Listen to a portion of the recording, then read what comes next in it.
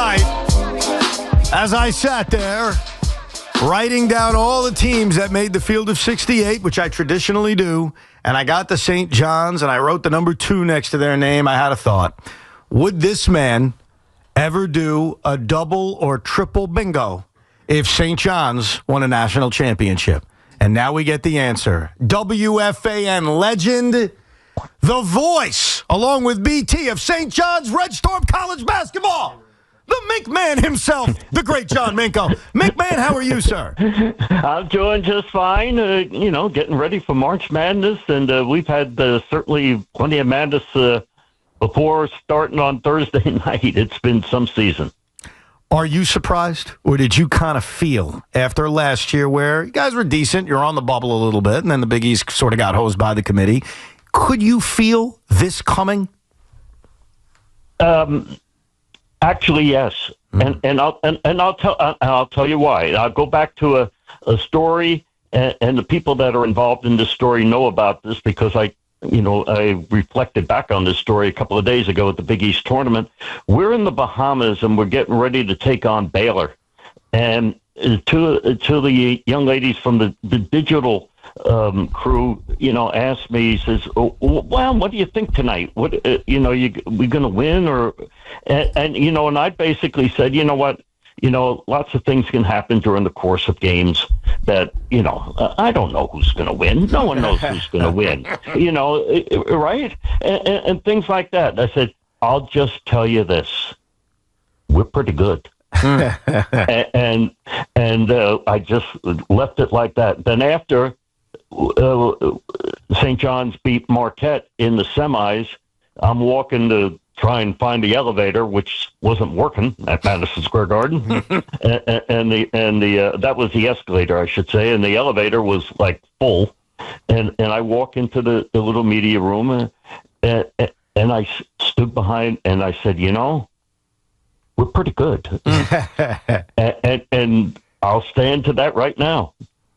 We're pretty good. Yeah. No, there's no doubt about it. Mink, when you look at the biggest change, it's obviously the head coach. We were just going through at the top of our show some of the biggest turnarounds in New York sports history, and the common denominator is a head coach or manager who just brings a different energy, expectation, discipline might be the best word when you talk about Rick Pitino. But the difference between what St. John's has been going through for the last, say, half a decade or decade versus what Rick Pitino was, it's profound. And you can see it on game day. How does it look to you calling games? How different is it?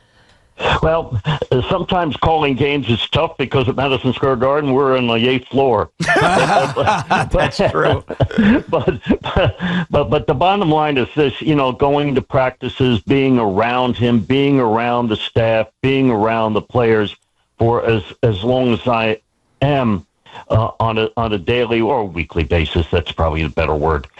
I've never seen a coach this focused in on everything that happens.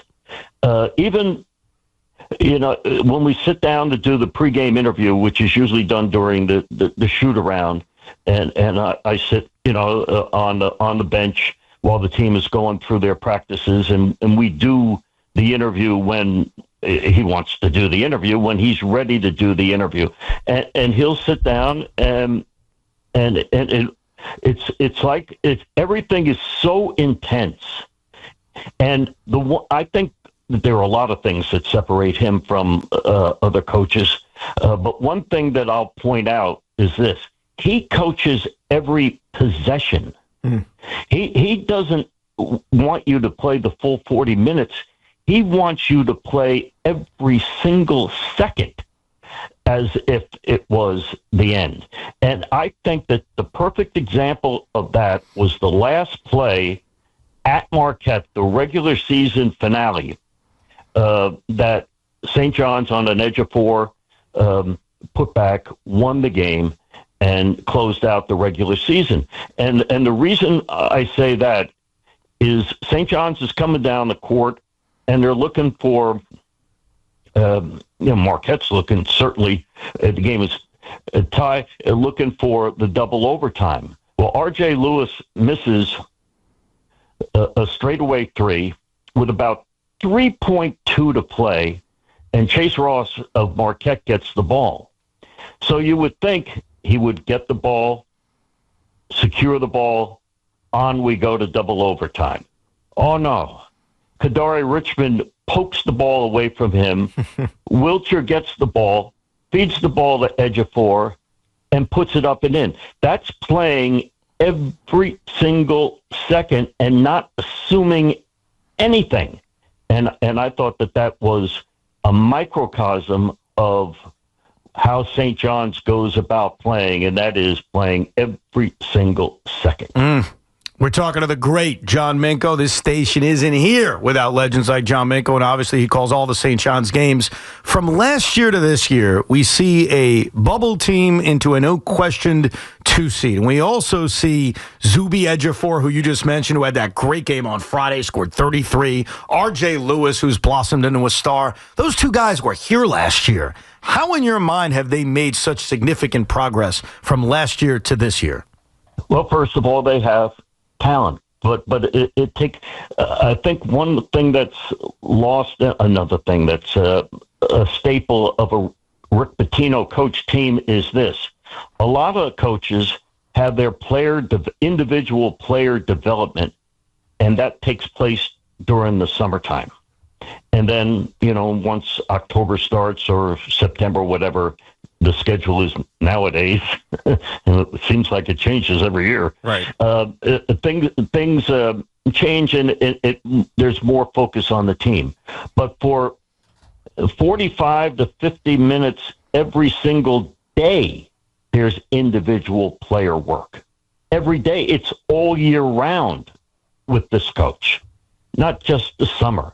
He's working on individuals in the morning time, and they could hoist up, hundreds of shots in the morning before practice even begins. And I think that's there would be, and I work with Vin Parisi and Tariq Turner and, of course, BT and Brian Mahoney, and they'll point out to me that, look at that play that R.J. that doesn't happen if it's not for the individual player development session. So I think that's something that's a key too. Yeah, so we're still a full couple of days away before you guys play, because the game is 9:00 on a 9:45 probably. You might start later than that. Yeah, at 9:45, it's way past my bedtime. I was going to ask, are you going to change your day-to-day life to make sure that you have enough energy for this, Mink? It's not going to be easy. There will, there'll be a nap. Yeah, definitely. And with 9:45, it'll be a lengthy one. Wait, have you looked at all at Oklahoma or not Oklahoma, Nebraska, Omaha yet? What can you tell us about them? I can tell you that they're in the Summit Conference. I can tell you that their nickname is the Mavericks. Nice. I can tell you that they like being called UNO, or University of Nebraska Omaha. And hey, you know what? They come from a small conference. They dominated their conference. They've been a good, team at that level for a number of years. And it's, we've seen 2s beat 15s. We saw what Fairleigh Dickinson did a couple of years FDU. Did a few years back against Purdue. So you know what, you have to be ready. That's the bottom line, and St. John's, I guarantee you, will be ready. What concerns you most about the Johnnies going into this tournament? You know what? Some of the concerns that I had, a few weeks ago, I was concerned about the depth, and the heavy minutes that the starters are playing.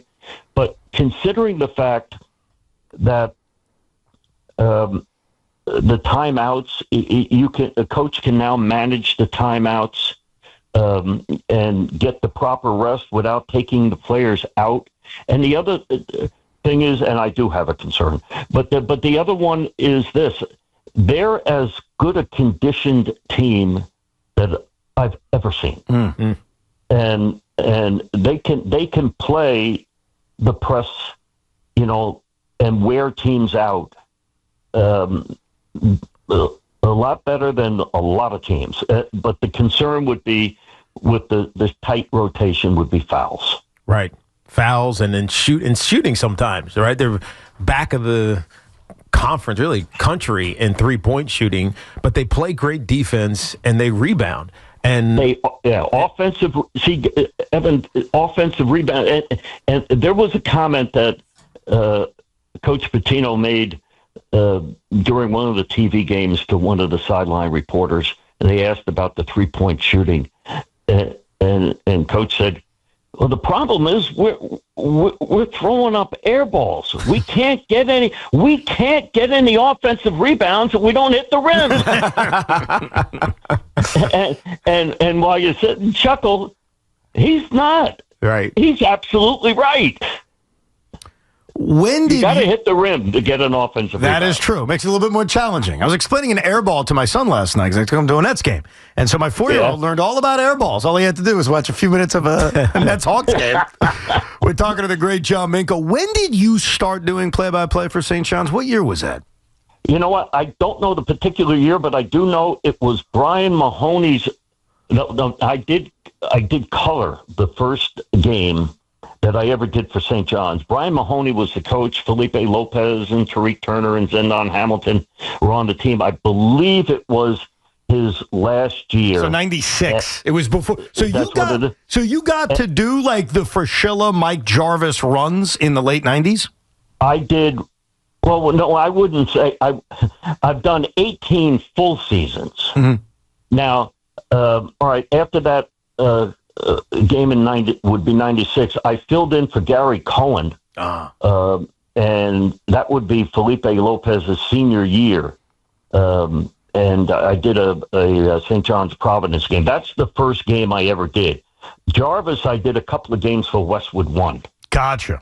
I know I did one against Rutgers and one against Syracuse, one against Miami. I did those games with Larry Conley. So this, and then, then I filled in for Mike Crispino a couple of games. Wow. And then I replaced Mike, and I've been there ever since. So this is really your first deep potential run calling St. John's games, because we were talking about it earlier. I mean, they've made the tournament, like the first 4, I don't even count 5 years ago. Like that doesn't even feel like the real tournament. And then in 2015 and 2011, they get to the first round, they get knocked out. This is really the first chance you have of potentially calling a deep St. John's run.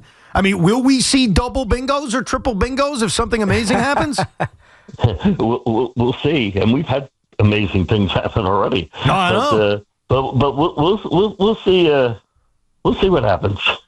How are you attacking this trip to Providence? Are you leaving the night before?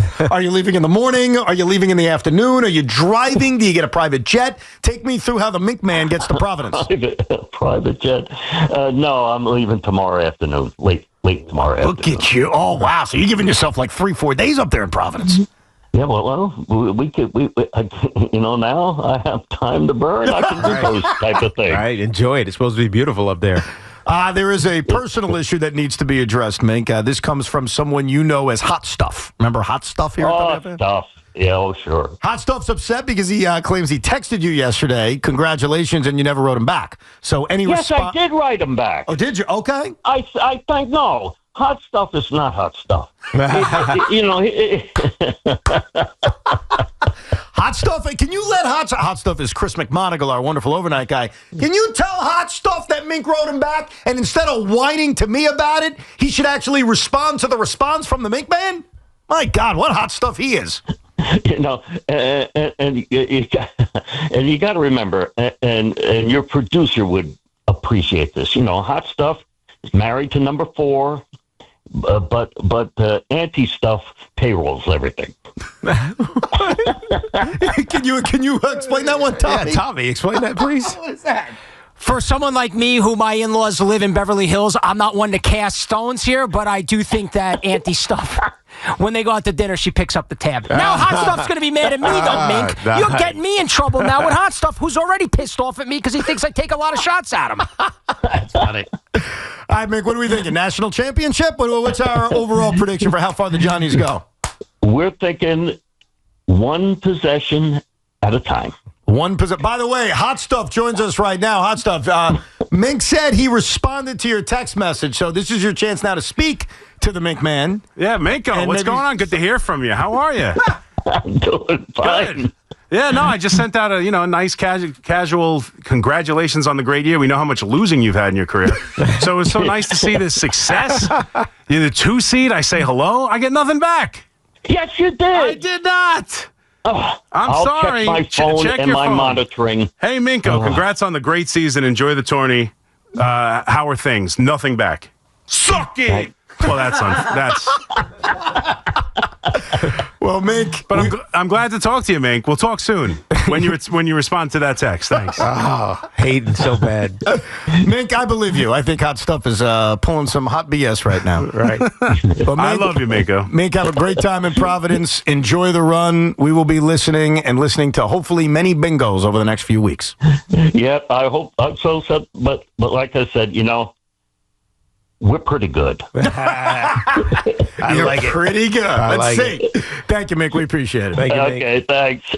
The great John Minko, a WFAN original, a guy who's been here from the beginning, and a guy who's been calling St. John's basketball at times dating back to the mid to late 90s, but became full-time within the last 18 years. So the longest run he's called is what? There would be no such thing as a longest run. None at all, because it's one and done? Correct. Wow. Because remember, those late 90s years, when they got to the regional final under Mike Jarvis, he was filling in and I assume didn't call those games. He said he didn't call those games. So that's a long time ago. And it's crazy to think in 1999, that's when they got to the regional final as a 3 seed. The year after, 2000, they were a 2 seed. So this is not uncharted territory for St. John's. Just a long time ago. Yeah, it's uncharted in that it was a long time ago. And I think the belief was this would never happen again. But print that T-shirt. We're pretty good. I like that. That should pump you up. Simple. We're pretty good.